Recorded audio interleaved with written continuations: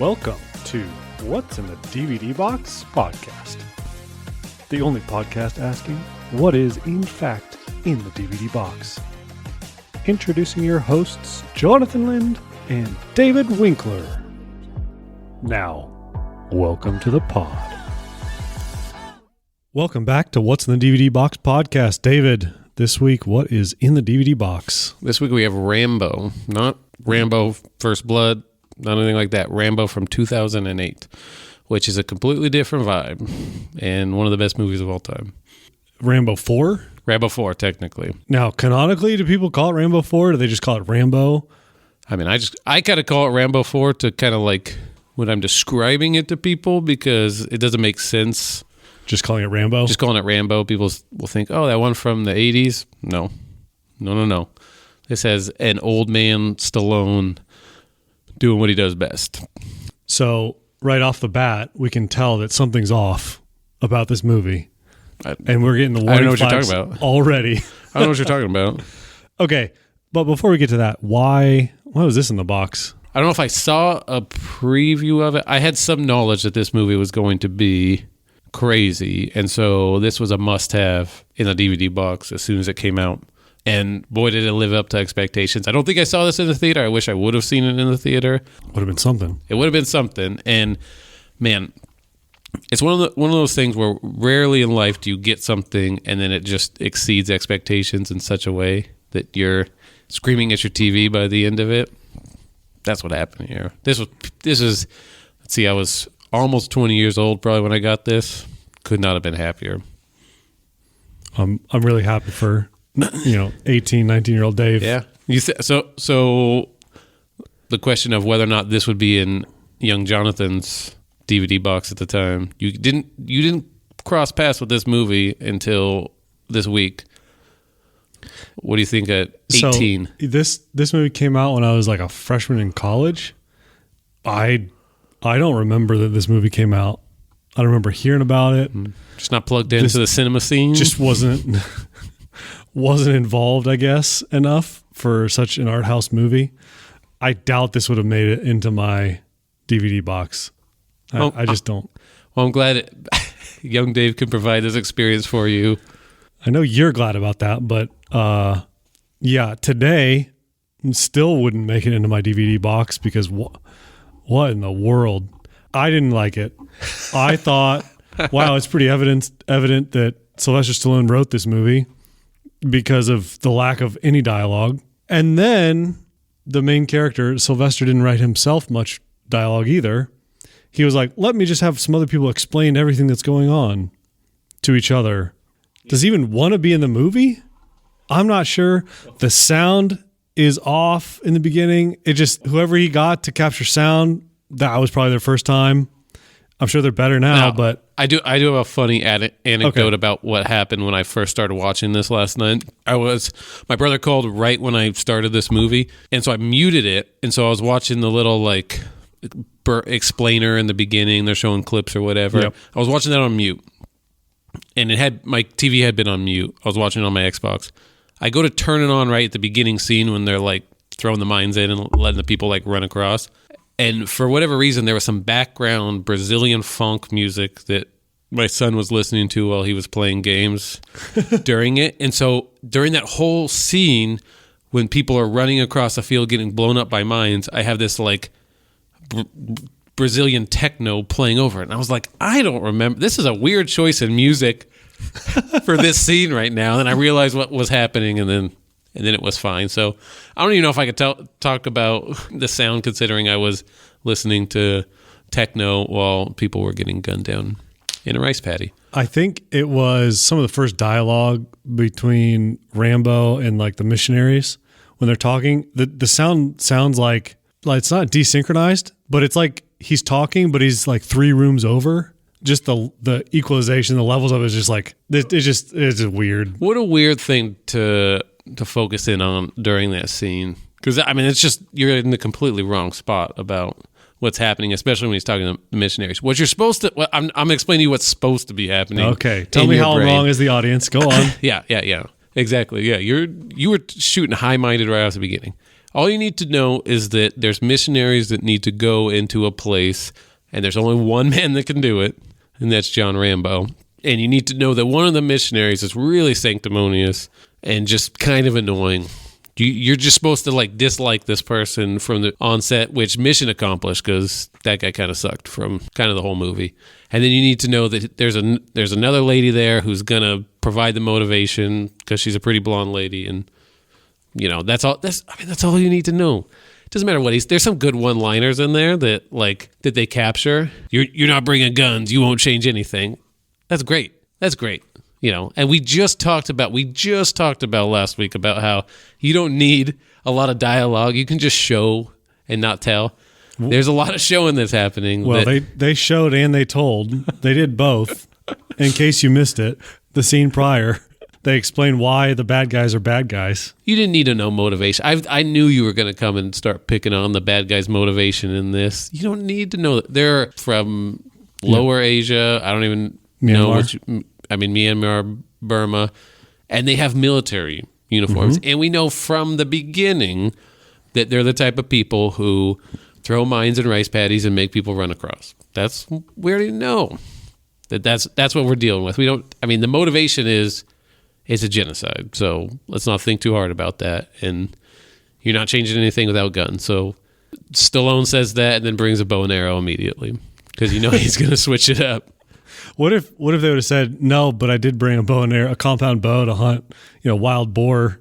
If you're like, all right, you're good. Yeah, man, you're missing the scene of him walking off the boat, telling the mercenaries, I'm coming. And he's just holding some kind of sack. And you don't know what's in the sack at the time. Mm-hmm. There's mystery involved. So when he does jump out and shoot 15 people with arrows who have guns, it hits that much harder.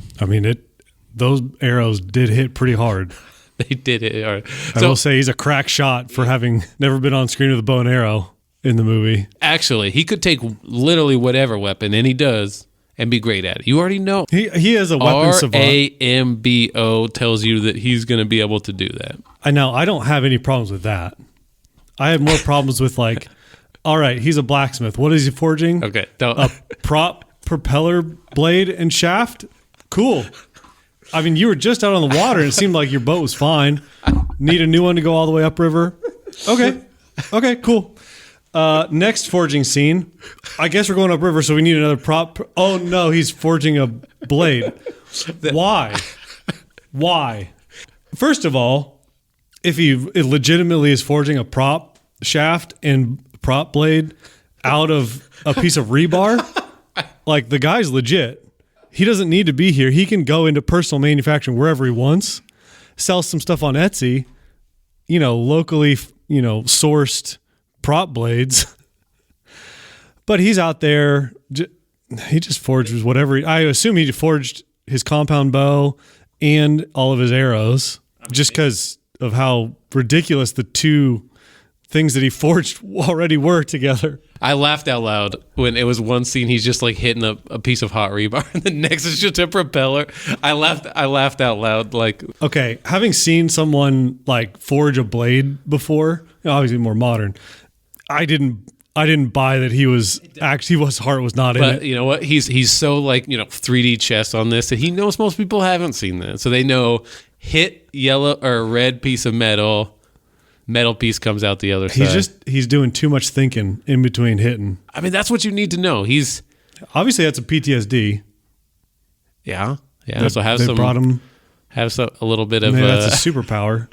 I don't know what that's supposed to say about the PTSD. The two forging scenes were some of my favorite of the movie because one, he does the rebar to propeller in 20 minutes. The next, hey, we got to go rescue these people. It's kind of time sensitive. He's like, mm-hmm. I'm literally going to go hit this metal and make a machete. You know he already has one, but it's just let me take 4 to 5 hours to forge an absurdly large knife. Yeah, which we appreciate later. But okay, yeah. So overall, not a huge fan, but we got some fun things in here. At the very start, where you first introduced to Rambo in this movie, he's bow fishing. Yep. Have you ever been bow fishing? I have not. Would you ever want to go bow fishing? Absolutely. It's just a lack of lakes in Nevada, California area that you do bow fishing on. So I felt the same way. I was like, man, bow fishing. Yes. Want to do that? Pretty sure it's like mostly illegal in the States. I don't think there's a whole lot of states that. I don't know if it's illegal or not. I have contacts down in Arkansas region that do it. So just haven't had a chance to make that match up with my trips down there. So Well, let's put that on the list. yeah, absolutely. He looks so cool. Yeah. And also bow fishing, all I could think about in some of the scenes too, he's talking, serious scene happening, and his shirt is sitting over his traps on his shoulders, and all I could think of is he's on steroids for sure during this movie. He's gigantic, and I don't need to know anything else about. I actually think what you're supposed to consider is that, yes, he could make this machete in about 4 or 5 hits of the mallet, because look at those things. He is huge. Just a monster. Yeah. A lot of running scenes, too, where he's just full out.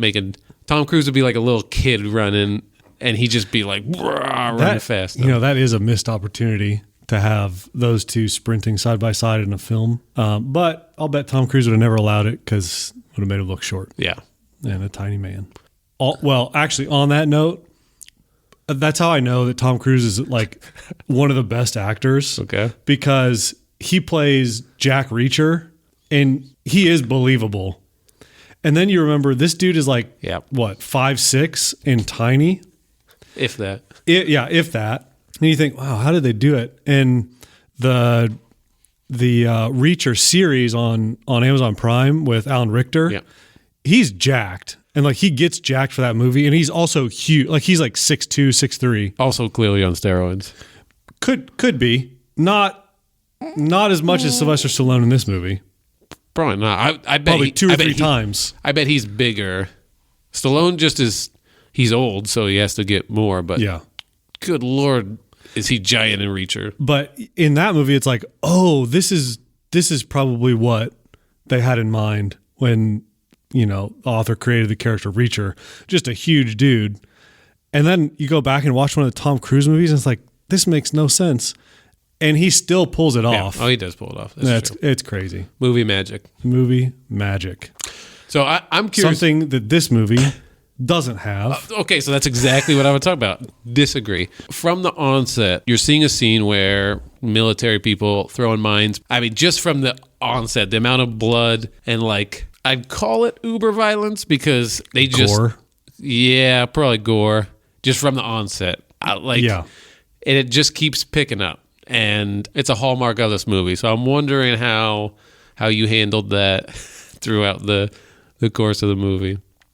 Yeah, I was not a fan. I think because it just got overdone. Like it's sort of like whatever point it was trying to make, it was like, all right, you made it in the opening, newsreel rolls. Yeah. You already made your point. Good. And then it was like, all right, we're just blowing people up to blow them up. Yeah. Which also made no sense because it's like, hey, we're going to shoot some mortars and then our shock troops are going to run in and I don't know, send some more mortars in there. Whatever. It's like, I don't know. Okay. Yeah. Thinking way too hard about the situation.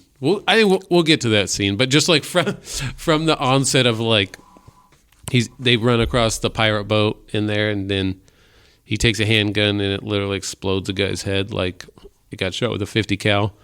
Like, hey, they're not pulling any punches. They want you to know that guns are scary and dangerous, and incredibly powerful. And incredibly powerful when you want them to. It was overdone, a little heavy-handed, but it was kind of well done. Like I would say, it was consistent.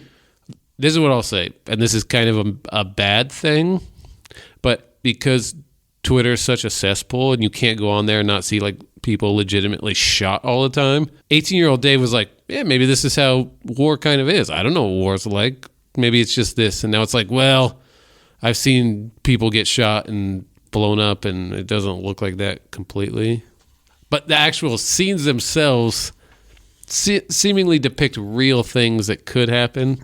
And actually, I did have this thought, too, about all the things that they're doing. Take away from the absurdity of kind of what's happening with the story.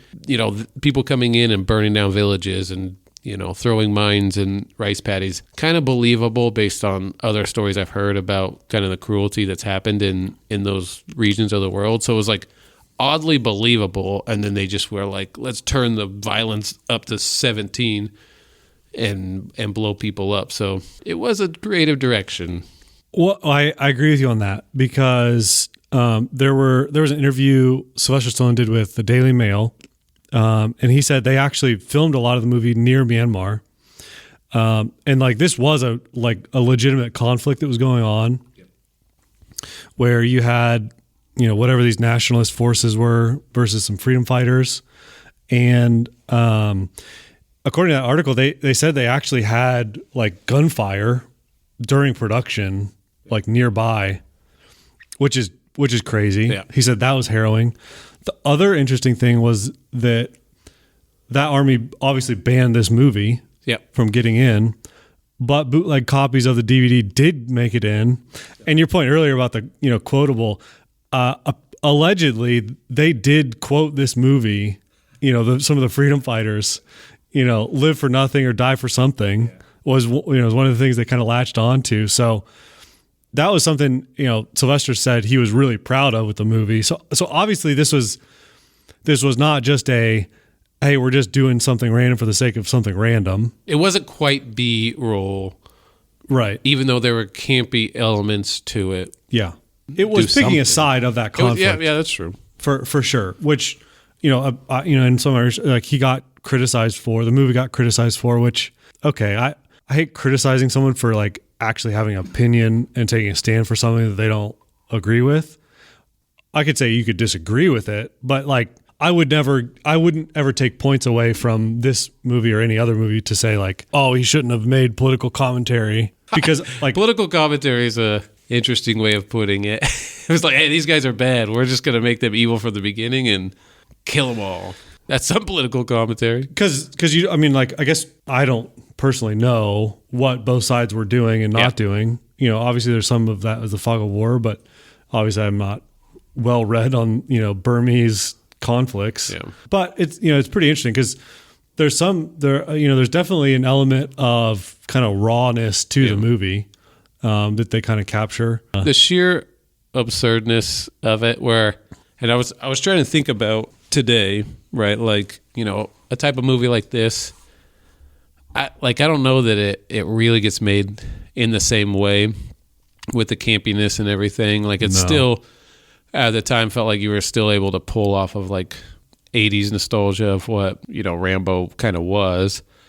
But it's just like, it almost felt like it was like justifying the violence with a political commentary. There's probably something true to that because I just was listening to a video on the Khmer Rouge in Laos and Pol Pot and like all the shenanigans happening there, which is kind of the same flavor of a lot of this. And I don't want to compare them exactly together, but just awful things happening throughout the region, just war-torn areas and just, everything. And you're kind of using that as like a justification for, hey, you're going to be okay with us killing these people, All movies are kind of trying to walk that line, and maybe nowadays we care more about it. And at the time it was kind of like, yeah, just go ahead. And I see that they're in these military uniforms. I know what these guys are doing. Go ahead and kill all of them. And to be honest, when he jumped up on that 50 cal, I was like, go, buddy, go. Okay, so funny thing about that scene. Yeah. Originally, it was written that he was supposed to just straight up hold that 50 cal. That's an M2 50 cal. That's a Modus. That's a 120-pound gun. Yeah. And apparently, he could pick it up and fire it. No doubt. But like could not move it around quick enough. Yeah. So they were like, well, all right. Sorry that you can't quite hold and shoot and move around and operate with a 120-pound gun. We're going to mount it to the back of a Jeep like an actual technical, like it should be. Yeah. I'm sure that was because he did it with the M60 back in the day. That was his whole gun in First Blood Part 2. Which is a few pounds lighter than I'd say. A Modus. Yeah. I'd say peak cinema. And I stand by that, ready to fight. The scene is tense. You've seen a million times in movies, like the good guys are about to get shot and you're like, okay, what is going to happen in order? They're all lined up. The bad guy takes a beat before he shoots everyone. Always does. How are we going to get out of this situation? And then all of a sudden he appears right behind the 50 cal guy. He cuts his head off. That's right. Yeah. I forgot. Good point. That's why he forged his blade, because he knew. Yeah, he'd have that opportunity. Just slices through.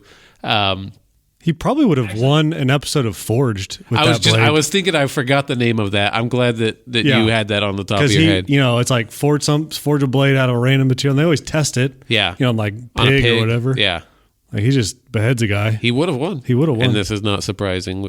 We know this already. But then he takes it, and then I've never seen it, shoots it into the Jeep below him. I guess physically it could do that. I wonder if that's one of those things where they had to change the angle of the gun so it could actually do that.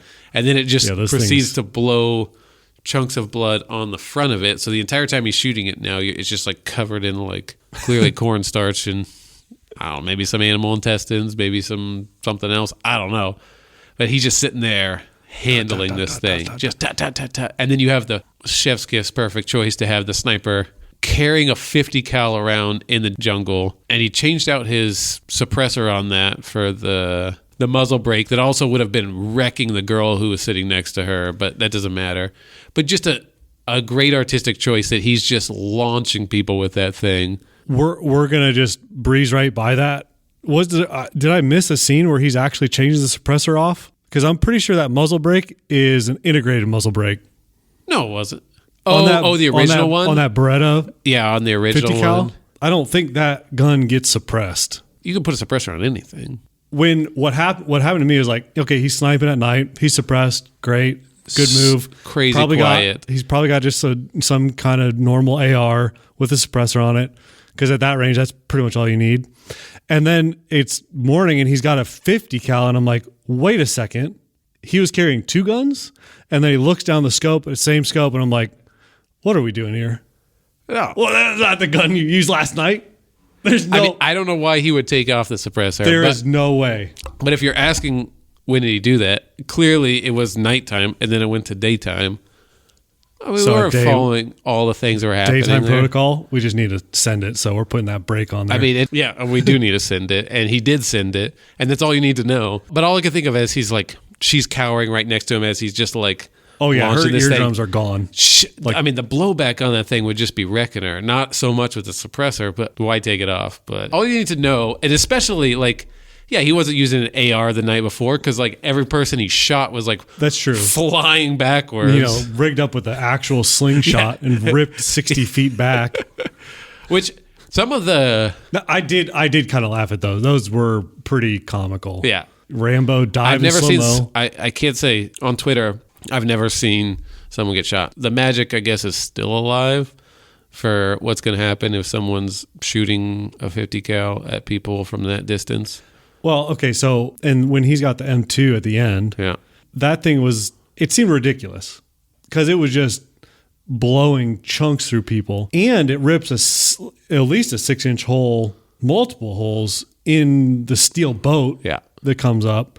Didn't know a 50 cal could do that. That's pretty tight. Can a 50 cal do that? I think so. We'll see. But apparently the one on the boat didn't. Well, yeah, one of those is different than the others. Apparently, some armor piercing rounds interspersed in there. Thicker plate on the truck. His second container of ammo was probably the armor piercing rounds. Oh, that's right. I saw green tips. There were apparently Iraq and Afghanistan vets that said the 50 cal was actually toned down from what it really is, which is okay, that's a little crazy. I do know that all of the Iraq and Afghanistan wars is on the internet. You can go watch all of it. And those things, the amount of mass that's throwing down field is terrifying. So anytime you see someone on those and people are cowering, it's a scary thing. I mean, purely on the sound alone, imagine those rounds hitting around you. That's wild. I mean, if we're looking for inconsistencies, I'll come over to your side. Well, but maybe don't shoot downrange at all your people. I mean, he did have to save them by mowing over the top of them. Yeah, that was a questionable decision. But then every other shot he made, perfectly on point. Just as he's hanging off the side of the M2. If he was missing, we didn't see him miss Which, of course, you only have so much screen time. Why put him missing? Well, if you miss, you just miss high. I guess, but he wasn't missing high because people's legs were getting ripped Rambo's up. the kind of guy that is like, yeah, I don't bet on myself, but if I do, I only take the over. And he took the over on himself in that. He did, and he just sent it, and he delivered. There really was only one option when all the good guys are about ready to get executed. You just got to send it. Everyone knows that. Okay, so my point there about the 50 cal is, okay, it's not completely unrealistic, the movie. There's some like continuity and like some questionable things. You can make the argument that it's sort of glorifying the violence a little bit, which I can hear you out.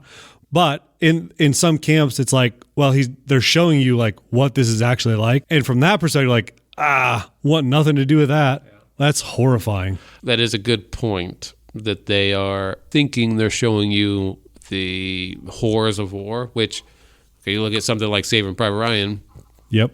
Clearly did that really well. Yeah. And I was watching something on Saving Private Ryan the other day about there used to be dialogue in that first opening boat scene in Saving Private Ryan, and they took it all out just to like let it all sit. Really good with it. Don't think they were making those high-minded creative choices in this movie. It was probably a complete glorification of violence, but so were the times, and that's what young Dave was there for. He said, if you're going to shoot someone, you might as well go all out, because what are we doing if we're not doing that? Actually, I may not even know if the person got shot. So to me, one way to illustrate my point, I think it's far more ridiculous than the 50 cal or the M2 or the Beretta. Was it suppressor? Far more ridiculous was the pastor of the Colorado church showing up in a suit in just south of Myanmar saying, "Hello, my congregation has been lost, and I am told that you're the only one who can save them. I have also rented some mercenaries." That was probably the most single ridiculous scene of the whole movie. Again, including the forging, including the compound bow, 6 out of 6 hit, 12 out of 12 hits, whatever.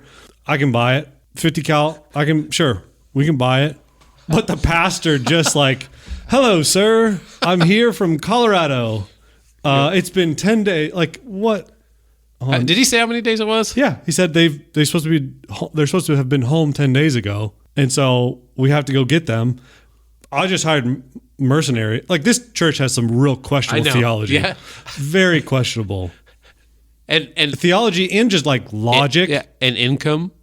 They're sending people over there all the time. I mean, they were probably fundraising. We know what it's like to fundraise for mission cheap. Trip. It's not cheap. You got to send out letters, take some time. And it goes from, we just sent some people here, to hiring mercenaries, which, and again, I don't know what the going rate of sending mercenaries into a war-torn jungle country, but let alone getting an ex-SAS operator who didn't really convince me of that. And excuse me. And he was British. Convinced me as soon as he opened his mouth. So okay. At 2008, you got the housing crash that just happened. So like that whole scene was like, well, I think it was actually probably 2006. Actually, they were probably swimming in cash. They probably had 4 homes, and they're like, "Let me just sell 2 homes, and we'll get some mercenaries." I bet that's exactly what happened. They probably just say all we need to do is take out another mortgage on our 4th home. Sure. If it was 2006. So okay, sure. I take that back. But if it was 2006, then it's still like, you'd have had enough money to send someone else, and not show up as the head pastor yourself. I mean, and procure the mercenaries and because I'm a man of integrity. I'll tell you, yes, he wouldn't be in a suit. It was ridiculous that he was in a suit, but it's a show, don't tell. He's a serious pastor, so of course he's going to be wearing a suit. All serious pastors wear suits. Everyone knows that. You can't hit me with a show, don't tell for that scene. Yeah. I will come over there and fight you right now. I bet that's literally what happened. They're having, production notes as they're going on. He's writing it. Pastor shows up, and they're like, "What's a pastor wearing?" Someone said, "Well, usually when you go to a different country, you're going to be wearing, probably going to be wearing shorts. You've been traveling day and night." And someone's like, yeah, he's probably just in like some like tan khaki or, cargo shorts, whatever. And then someone in there is like, he's a pastor. Do pastors wear khakis? Everyone's like, oh, no, they don't. And then it's like, well, put him in what pastors wear. Put him in a suit. Or Stallone would not believe that he's a pastor. So I wouldn't have believed it either. I guess Show don't tell. Probably the only alternative would him, showing up in like the white button down and, khakis. Yeah, the sleeves rolled up a little bit, 2 buttons down. But that's more like vacation mode. So, he's not on vacation. He's there to conduct business. And everyone knows when you're conducting business, you wear a business suit. Okay. So I'm glad we solved this one. Still ridiculous. And then also, it just, maybe it kind of threw Rambo for a loop. And so he's like, all right, when are you ready to leave? Like now-ish, whenever you are. All right, great. Hold on. Let me forge a blade real quick. Yeah. Let me turn on the forge. And then we can leave in an hour. Okay. Everything else is packed, ready to go. I just need to forge this knife real quick because I'm going to need it. Yeah. I mean, he's got some killing to do. So what else? What else is he going to do? I mean, he's going to use his hands. He's got a new prop on his bow, so he doesn't need that. Yeah. He's good. I mean, he already forged that. It's fine. I do think, try to think about if you sent missionary somewhere just from middle America and you knew that they were lost and you had some kind of contact, which doesn't matter how you got that, it's just important that you got it. Could you come up with a bunch of mercenaries within a couple days? I mean, it's like what, 1-800-Blackwater or whatever? I mean, this don't look like Blackwater. I mean, in my head, Blackwater, a little bit more official than that. This looks like, you know what? I mean, there's a path to it. I think it's through the cartels. The cartels hire a lot of mercenaries. So, yeah, I think you just got to find some contacts in the cartel. Probably depends on how Catholic you are. How many Catholics you know? Because that's your... These people were not Catholics. No, they weren't. They definitely... They probably didn't think Catholics would... Actually, this is funny. What's the name of their church that they went to? They didn't say... no, they didn't. I don't think they said. Ascend Presbyterian Church. Some mega church. I mean, it's clearly a mega church in Colorado. Colorado's an interesting choice. I probably would have used Missouri. There's a lot of mega churches here. I think Denver's a little... It gets you the Midwest vibe and probably a little bit bigger. Yeah. Back then. 6 one way, half dozen another. Sure. All you need to know is he was there to conduct business and get some people back. And there was only one person in the entire country to do it. John Rambo. Yeah. I mean, he's guided by the Holy Spirit right to him. That's all you need to know. And okay, so they go on this mission. And then what did you think about the rescue?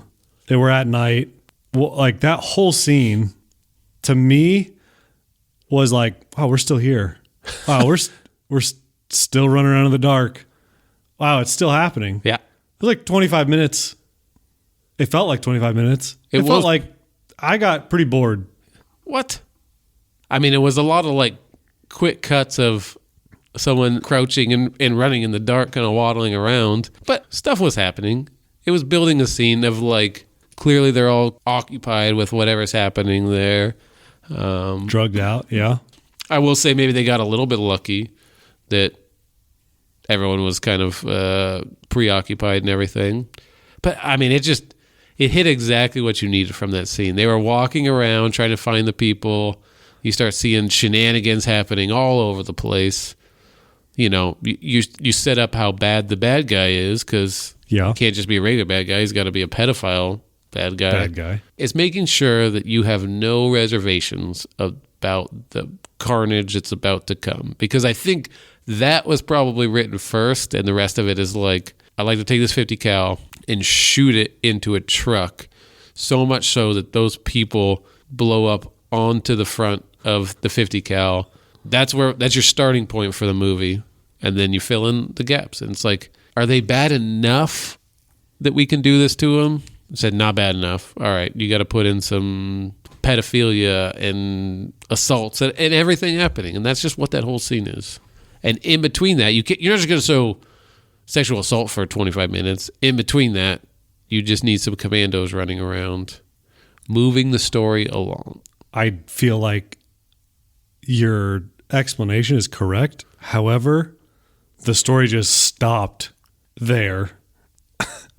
Like they just needed runtime. So like, let's add an extra stop. Oh, we got to go to a third building. A fourth building. We could have gotten in and out, got all the same stuff. You could have. But then you probably would have had like a, I don't know, hour 70-minute runtime, 60-minute runtime. You know, each character within the commando team had to do something. True. And so they were doing something, Rambo was doing something, they were doing something, Rambo was doing something. I mean, so you agree with me that it just sort of drug on and on and on and on. I mean, it's called character building. Okay. Okay. Each character had to be built out. There wasn't a lot of time for that in the boat ride over there. There wasn't a lot of time in that in the whole movie. Really, actually, another show don't tell. They just had to pick. I'll fight you. Yeah, they had to pick the most like generic characters. You know, here's the SAS guy who's bald and salty, and then they have some kind of like clearly good-hearted person who's also a sniper in there. Then they had the white trash guy who was going to be in conflict with the minorities on the team. And I mean, it was just like on the nose with everything. And that's what they were building. They were showing you, here, these are going to be the exact stereotypes that you think they are. So you don't have to think about that. But then they could have left it there. But then they did the character building later during the scene that you were trying to put down. Was saying like, hey, they're still going to go rescue the people. I can't stand by you trying to shoehorn some highbrow analysis here. This is insane. Okay, so the one question I have for you is, where does this throat rip rank? He just rips the dude's throat out. He's choking him out, and you think, all right, we're just putting him down. No, we're putting him down, and then we're ripping his throat out. Yeah. On the spectrum of any cinema throat rip that you've ever seen. I think that's in my notes too, of like, man, ironically being like, you know, the classic sexual predator throat rip that we all know and love. It was super high on my list. There's a lot of unique kills in this movie, mainly a lot with a 50 cal, but I think if we think about a dad fight in this, to point to, there wasn't any of like incompetent middle-aged man fighting. There was only super competent, you know, killing happening, which actually, to your point, the throat rip was the longest fight, and it wasn't really a fight. It was this giant human being grabbing a tiny human being and ripping his throat out. So that was the longest. The rest of it is what dads think about their fights are going to look like when they want to fight. So like at the end, clearly the bad guy's the worst guy ever. You just wish you could grab him and just stab him. But then he does that, and he grabs him. He hides behind a tree, which doesn't matter why he's hiding behind a tree. It doesn't matter how he got there or how he cut him off. It does not matter. What matters is that as the bad guy was running by, he's grabbed, all hope is gone, and then he gets his intestines ripped. You know, maybe we should take a couple of those scenes and turn them into meme templates. Because there's some good, like, you're like, oh, do, and then there's Sylvester Stallone hiding behind a tree stalking you. Like that's a good setup for just about anything. There's actually multiple scenes, I would say, where it's an overshot over the shoulder, and then he's just like peekaboo. Hey. He's like, the one, I think the best one was the one at the 50 cal gunner, because he's just like, oh yeah, we're covered, and then you just see him out of focus, like, gotcha. It's like, how is that over? How does it, like a 280-pound, absolutely muscular bound man sneak up on you? He just did. Training. And you believe it because he's done that 3 times this movie. Yeah, exactly. It's a part of his character. Yeah, it's a show don't tell. And you've seen it before. Cut the podcast. I'm actually going to just choke you out right now. Okay, for me, the throat rip, fun, but Patrick Swayze did it better. Roadhouse, just the throat rip. That's a good just point. Iconic. I will say, probably just need more throat rips in cinema, in these action movies. I think that's an underutilized takedown move. Okay, When that was happening, did you physically reach up to your throat and try to protect it? Because I think I did. I just the idea of that happening to me, like even getting like punched in the throat or like kid knock you in the throat, sucks so much. So the idea that that's happening, I was kind of like, ooh, no, please don't. I didn't, because what it looked like is he was just had him in a chokehold and he was just choking him out. Oh, you just thought it was an awkward chokehold? I thought it was an awkward chokehold. And so I didn't, and then it was like, oh, that's his throat that he just pulled. That's what it was doing. Oh, okay. Swayze did it better because he just goes in and ka-cha! It just rips the guy's throat clean out. Yeah, but that's not realistic. What? Now you're in the camp of realism? Like I said, I don't know how it's done. I've never done it before, but I imagine you can't just do it quickly. Well, we're talking about what's cooler and more iconic. Is it just like we're in kind of like this fisticuffs and then just ka-cha, your throat's ripped out? That is way cooler. This is the whole part of it. He comes, he kills, he leaves, and this is like there's some realism to. I'm not saying this is not easy to do. I'm not saying this is a bad throat rip. It's surprising. It's there. We need more throat rips to compare it to. I mean, I still think the Roadhouse iconic throat rip is better. Man, some stats on this movie: 236 on-screen deaths for Rambo, which a lot. I don't know why. As I'm watching this, I'm wondering how many people has he killed up until this point on screen. Google says 190-ish in the first couple movies, 3 movies. I have no doubt that he knows those numbers going into this movie. We're looking about 236 for this. In one movie, surpasses all the other kills for all the other movies. I mean, it is crazy because it also fits all that into an hour and 20 minutes. I mean, just a clean and tight movie. I will give it credit for. I mean, it's under 90 minutes to get in and get out, which is pretty rare these days. So if I'm comparing it against like 90-minute action movies, okay, I think we aren't throwing this out wholesale. Yeah, you're right that it probably could have been a 60-minute episode, probably, if we're being honest with just one of Rambo's side adventures. Yeah, in Burma. Yeah, I mean, that's exactly what it could be. But they took a little bit of time. Like I said, character building. Yeah, okay. They did a lot of. You can't hear me rolling my eyes, but know that it's happening.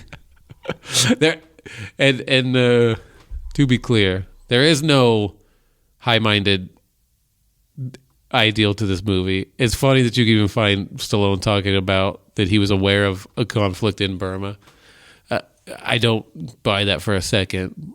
But what it was just shenanigans, and it was what 18-year-old Dave was looking for when he went to Walmart on that night. Yeah, it's entirely possible that he used some of that to help get funding for the movie. Leave it to Sylvester Stallone to know what a businessman looks like. That's true. That is true. Because he is one. He is one. So who could you recommend this movie to? Okay, we get it out. No one. I wouldn't recommend it to anyone. No. Not even your worst enemy? No. The other scene that surprised me was actually the final credits with him just like walking down the road. Like that's just a full uncut him walking down the road for like 8 minutes. Yeah, that one calls back to the first Rambo though. Of like him walking into the town in the first Rambo wearing the exact same thing, carrying a bag with his name on it just like that, coming into a town who rejects him whole cloth. Which is funny because he goes to that town in the first one just walking around. It's unclear, I don't think it's clear exactly where he was trying to go in the first movie, but he wasn't going to his dad's house, walking in Arizona or someplace like that. I think so. Is that what he's trying to claim? But it doesn't matter because all you're supposed to do is breathe in that nostalgia of like, I've seen this before. He looks about 150 pounds more than he did in that first movie. Yeah. Which, I don't know, put it in my Barry Bonds calculator says, it's all good. And he should be in the Hall of Fame. Dude could hit. And, Sylvester Stallone could play Rambo. Yeah. So you wouldn't recommend it to anyone? No. Who would you recommend it to? I don't know. Cool people? You? I forced you to watch this movie. I mean, you kind of forced me when we decided to start the podcast. Yeah. I didn't know this is in the DVD box, and here we are. If you can't handle this movie, oh boy, there's more coming. This is actually artsy compared to some of the other ones on there, but I'm here for this fight, and I'm not trying to play the straight guy here, but I'm trying to say, like, with each of these movies, you have to think every time. There's a room full of people who come up with a plan and then have to go and spend hours and upon hours of time executing this plan that then is put before you in this movie. So if they are filming in Myanmar or wherever, someone has to say, all right, get this generic looking pastor white guy and then make sure we bring a suit here on location that he can film with. You know, those are the type of things that they don't just happen. They're not stumbling upon that. There's not a random pastor guy out in the jungle that they can just pull in and do it. There's planning. There's people who've put lots of time and effort into this movie that's come across you. So I'm just going to keep reminding you that all the time. That's a great point. So if you're going to make a movie and you're going to go through all that planning, you should make an amazing trilogy like Lord of the Rings, not Rambo 4. If you're going to make a movie, make a good movie, not a bad movie. I'm going to tell you what, though. This is unfair and classist because I'm sure the amount of money that was spent on this versus Lord of the Rings bringing one of the most beloved trilogies of all time to the big screen, I mean, the money was disproportional. He was doing the best with what he had. He had like a $45 million budget, and he turned a profit. And he took 25 of that because that's what he's worth. Was it this movie or was was it Rambo? Maybe Rambo 3, where he got looking into some fun facts. Yeah, one of the Rambo movies, he negotiated a Gulfstream jet for payment, which is like, I mean, tell me you're a businessman. Tell me you're a businessman. I mean, he's a businessman. He's a businessman. I think of like the funny part about all the people exploding too is I was like, this looks like hard work to like actually like make it look. I mean, it looks pretty good. The extras running up there and getting shot with a 50 cal, they weren't actually getting shot with a 50 cal, so you had to figure out. I don't know how much CG was used in this. I don't think much. I think it was a lot of practical work, and practical work takes a lot of time. So there were people who spent, I mean, just countless hours being like, all right, so if a guy's running up here and he gets hit with a 50 cal, we need some way for his leg to be blown off. I mean, how are they doing that? I don't know, but I was impressed with it. At the end of the day, you step back from this and be like, was that worth it? We did a good job. Did we do what we should have been doing with our time here on Earth? I'm sure some people question that, but and I'm sure some people don't. They say, "Yeah." Sylvester Stallone just said, he probably didn't even say much because he doesn't need to say much, which is kind of the whole point of this movie: show, don't tell. All right. That's another one in the books. Well, thank you all so much for listening. Again, find us on Spotify, occasionally on Substack, and give us a thumbs up, give us a comment, like and subscribe. Definitely comment on. Don't watch this movie. Watch one of the other ones. No, this is exactly the type of movie that you would not be watching, and probably isn't on any streaming service except for some sketchy one in Russia. But if you can find it, maybe check out your local library. Yeah, for check it out for a couple of days. We're still a small show. I'll send you a copy of it. Got a digital copy because that's what they used to do in DVDs. Well, hey, reach out. We'll send you a copy. Yeah. You shouldn't watch it though. You shouldn't. But you'll be happy if you did. But you'll be happy. It'll be a fun story. Yeah. So reach out. We appreciate all you for listening. And until next time, I'm Jonathan. I'm David. That's been What's in the DVD Box.